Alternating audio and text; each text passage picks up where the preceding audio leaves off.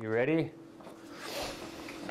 Okay, we got action and the lights say green for go, so we want to say welcome to this edition of the Native News Update on this Tuesday, October 27th. I'm your host for today's program, Paul Demain.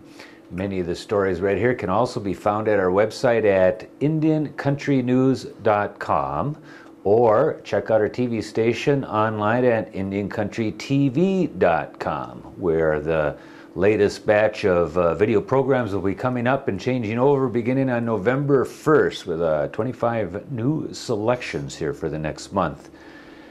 So with that, many of the stories viewed here can also be found at other places. Here are the news stories for the day from the Associated Press and other Native news sources. The chairman of the Saboba Band of Louisiano Indians was arrested last week for allegedly taking more than $250,000 in bribes from tribal vendors and misreporting his income to the federal government. Robert Salgado Sr., 67, surrendered voluntarily to FBI agents at the U.S. District Court in Riverside, California, after being informed he had been charged with conspiracy, bribery, and filing a false tax return in a 36-count indictment returned last week. He made his first appearance last Friday on 29 counts of bribery, 1 count of conspiracy, and 6 tax-related counts, and was freed on a $150,000 bond. He did not enter a plea. Prosecutors allege that Salgado accepted bribes from vendors who had business contracts with the tribe. Bribes allegedly included cash, payment of personal bills for himself and his wife, and checks written to a front business he had established called R.J. Woods Service.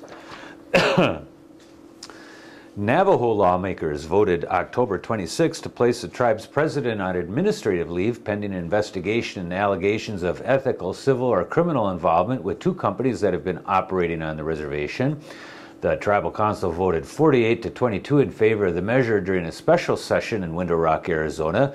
The vote to place Navajo President Joe Shirley Jr. on leave comes a week after lawmakers discussed investigations and alleged legal violations arising from the tribal contracts with Utah-based Onsat Network Communications, Inc. and the Shiprock, New Mexico-based company Biochemical Decontamination Systems.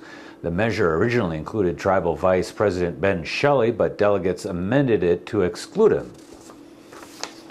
Acting Principal Deputy Assistant Secretary of Indian Affairs George Skabeen said today there's not enough evidence to meet the legal requirements for federal recognition of the Little Shell Tribe of Chippewa Indians of Montana.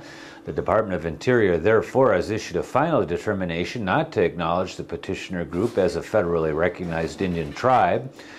Though the Little Shell cannot meet the mandatory criteria for federal acknowledgement through Interior's administrative process, the U.S. Congress has the authority to recognize the Little Shell under pending legislation, Skabeen noted.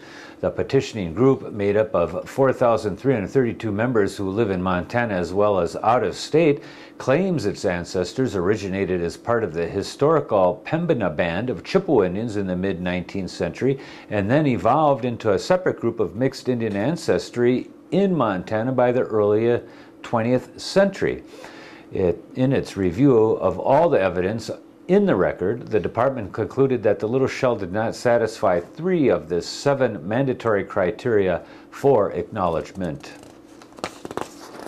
During the California Public Utilities Commission's proceedings to determine the fate of the Mojave Generating Station, Black Mesa Trust proposed that the Hopi Tribe and Navajo Nation each put a 500-megawatt solar power plant on Black Mesa. Up until now, our tribal leaders have refused to look seriously at a commercial solar panel plant to replace the electricity and tribal revenue, said Black Mesa Trust Executive Director Vernon Masayezva. But contrary to what the Hopi tribal leaders and attorneys and Peabody Coal Company are saying about the relative costs of solar, the proposed project shows that solar generation is cost-effective, Vernon Masayezva said.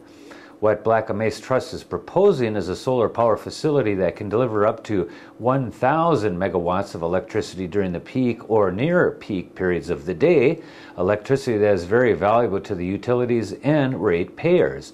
A 1,000 megawatt solar dish farm will produce an estimated 2.4 million megawatts of electricity annually, the vast majority of which could be peak or near peak load power sold to California, Arizona, Nevada, and Utah markets, the press release said.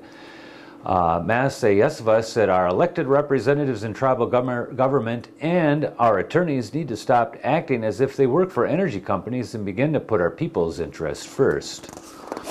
Winter's almost upon some of us, at least in Wisconsin and the Great Lakes area, and an organization in Wisconsin will need donations of mittens, gloves, hats, and scarves of all sizes for their clients. If you are able to donate one or all of the listed items, please call 414-383-9526, extension 300, or feel to drop off the items at the second floor of the All Nations Wellness Center at the Gerald L. Ignace Indian Health Center, Inc. at 1711 South 11th Street in Milwaukee, Wisconsin. The Wall Street Journal named the Tohono O'odham Nursing Care Authority as one of the nation's top small workplaces this fall. The award-winning nursing home and hospice care program was created in the late 1900s to care for tribal elders so they would not have to leave the reservation to receive long-term care. Previously, the Centers for Medicare and Medicaid Services gave the nursing home their highest rating, and last year, Harvard's University Project on American Indian Economic Development presented the facility with its Honoring Nations Award. Carol Dean Garcia, a member of the Tohono O'odham tribe and human resource director, said, our philosophy in part is that if we expect the staff to provide a caring and supportive environment for our elders, we need to ensure that the employees feel that the nursing home is as equally concerned about each of them as well. The Tulalip tribes of Washington State have announced their support for the proposals presented by President Obama to Congress to reform the health care delivery system of the United States so that all Americans, including Native Americans, will have access to adequate, affordable health care.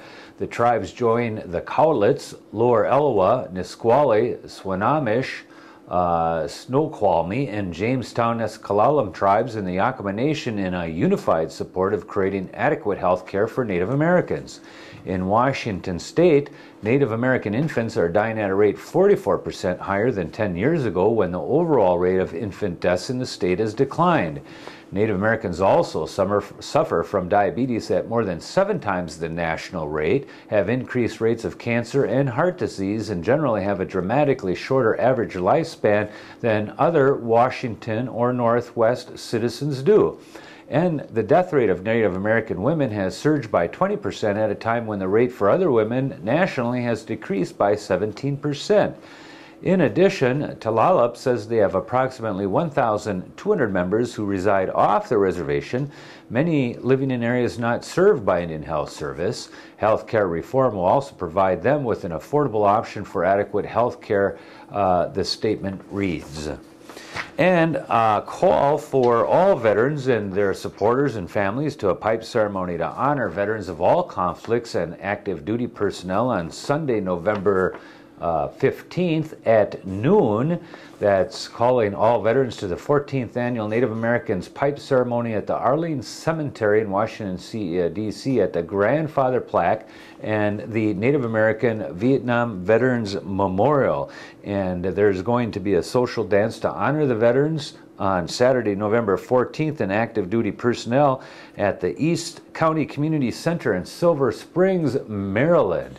All drums, dancers, Eagle staffs, color guards, and everyone else on the East Coast is invited to get up there. That you can call for more information at 734-323-0762 or email nativeyouthalliance@yahoo.com. And that is the latest roundup of news from Indian Country on this edition of the Native News Update. We want to thank all of you for joining with us again. Stop by again soon. Miigwech.